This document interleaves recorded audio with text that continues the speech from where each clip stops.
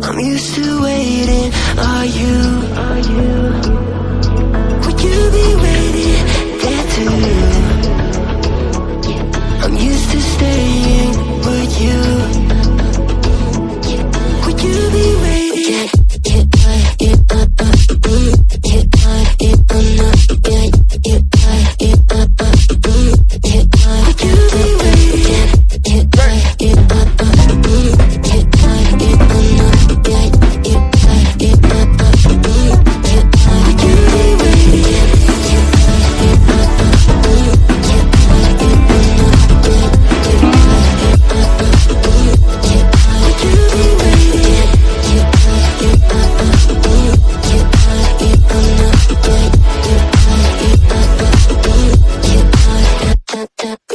Find you.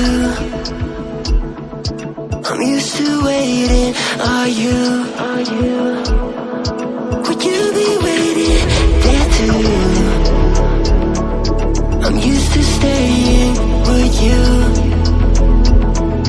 Would you be waiting? Dopamine when you send pictures.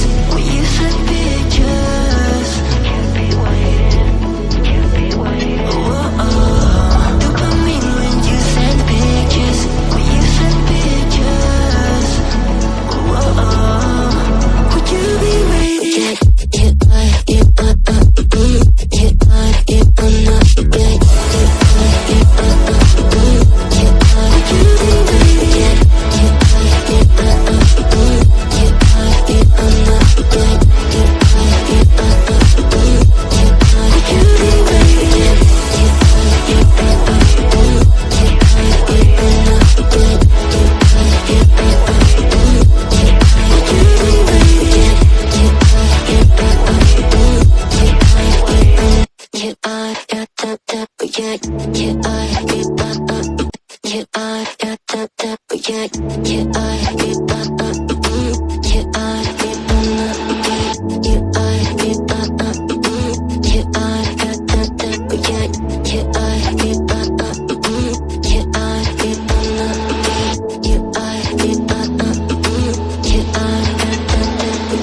Find you. I'm used to waiting. Are you? Would you be waiting there too? I'm used to staying. Would you? Would you be waiting?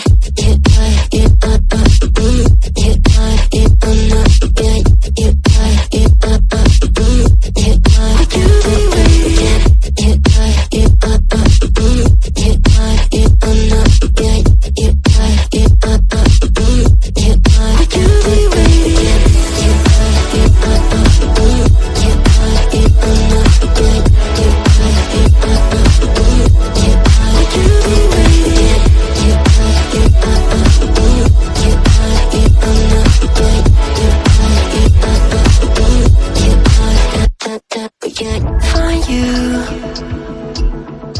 I'm used to waiting. Are you? Would you be waiting there too?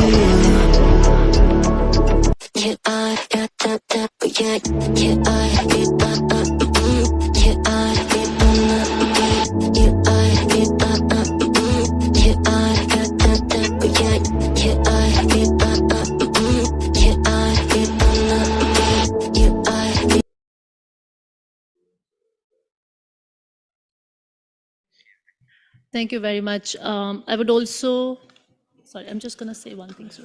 I would also request everyone to keep your questions specific to the thematic session of the topic, just so that, and there are more sessions and more discussions and more agenda. So please, if you could try to also just keep it within the topic or thematic focus of the session. Thank you.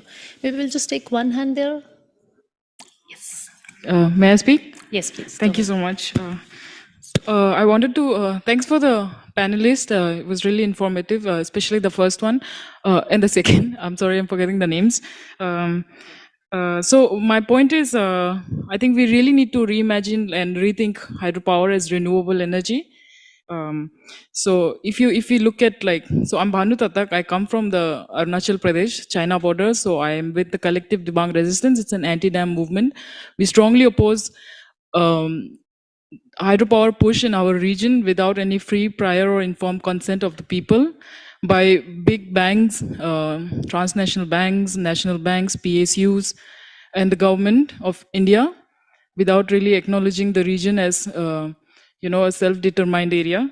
I think I'm not just addressing the indigenous issue here, but also looking at the so the Tibetan glaciers is controlled by China, and if you look from the angle of IPCC as well, according to Brazil's National Institute of Space Research, 170 million tons of methane and carbon dioxide is released. So the greenwashing of hydro is really not.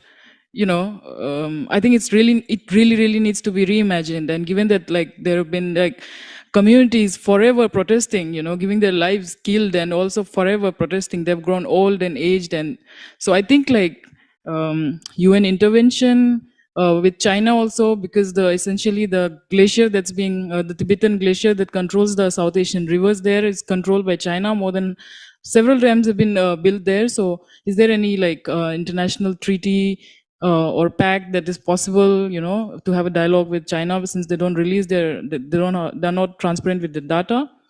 So that's my question to you.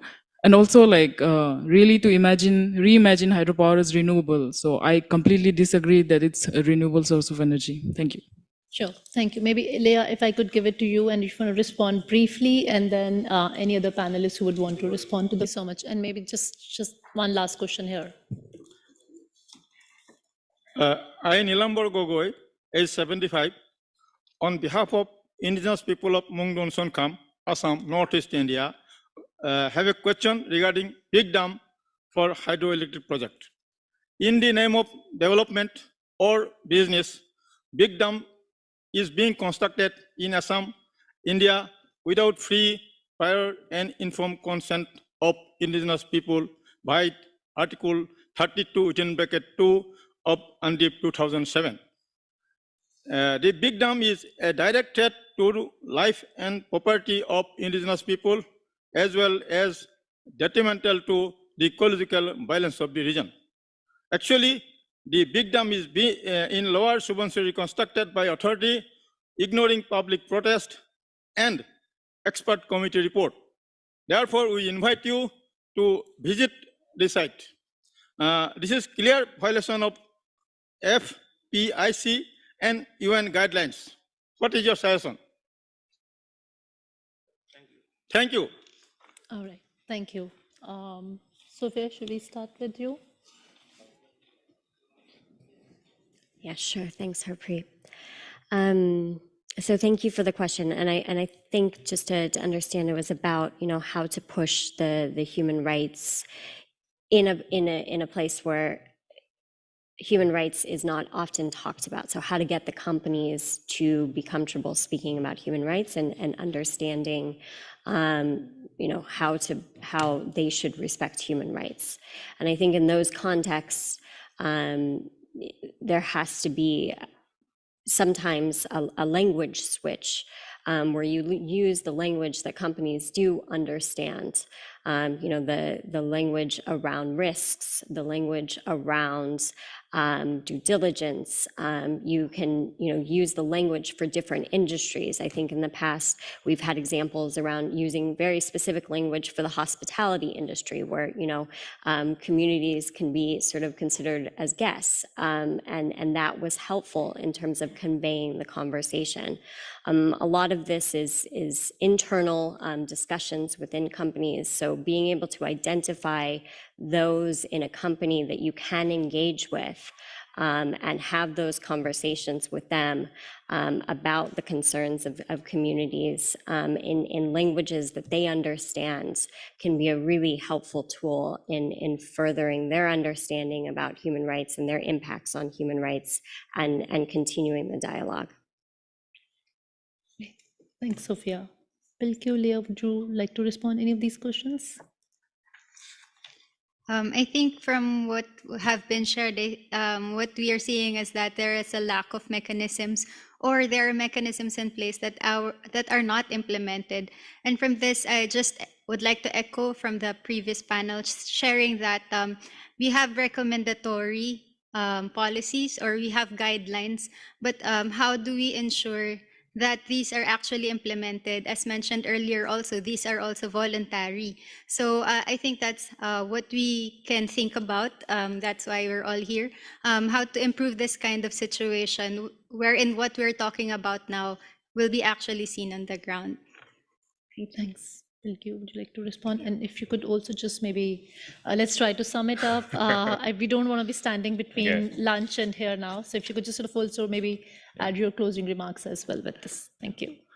I think that the important thing is we have to kind of see the details, I mean, the real situation on the ground. I mean, when I visited the Halau Dam area, many villagers, they haven't been notified that their villages will be actually submerged. So, I mean, if you don't know the situation, we cannot have the solutions. Even though we can have different ideas, different opinions, but we can start from the reality on the ground. And I just want to say that, I mean, it's all about, we have to show that we have serious concerns, and that serious concerns cannot be ignored.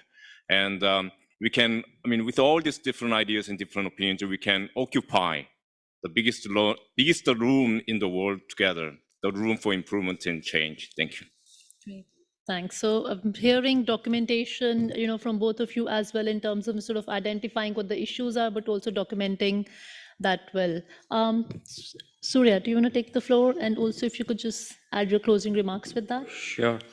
So let me quickly respond to a couple of specific questions. One question was about the role of NHRIs and legal academics. So I would say academics and law students can try to address power imbalances. I think that's a key role. And I think this lab is trying to harness that precise role.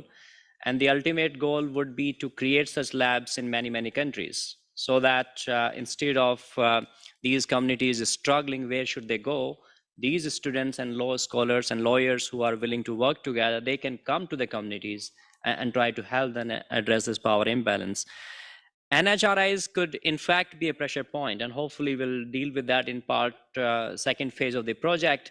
But the crucial thing will be that whether the NHRI is independent or not. Independent not merely on paper, but in practice. Because I have heard about NHRIs which have A status, but they are not perceived to be independent by the communities. I think that is a very crucial point. Whether lab is the solution, lab is not the solution, but it's part of the solution in my view. And it's an experiment. And I think we should keep an eye on consultation processes, because these briefs will be done in consultation with the experts, civil society groups. So please watch out for those calls where we try to gather this data from all of you and create some publicly accessible tools that can be used by anyone, anywhere in the world. Thank you very much for having us in this session. Great. Thanks, Surya. Sophia, would you like to give your closing remarks, please? Thanks, Harpreet. So I think globally, we're currently seeing different patchworks of pressure being used. We're seeing legislation coming out of the EU and Latin America. We're seeing litigation in Europe and Latin America as well. The recent forced labor bans coming out of the EU and the US. And I think it's generally, though, it's hard to say that one pressure point will work in any given time or place. And each company, as we've discussed, is different.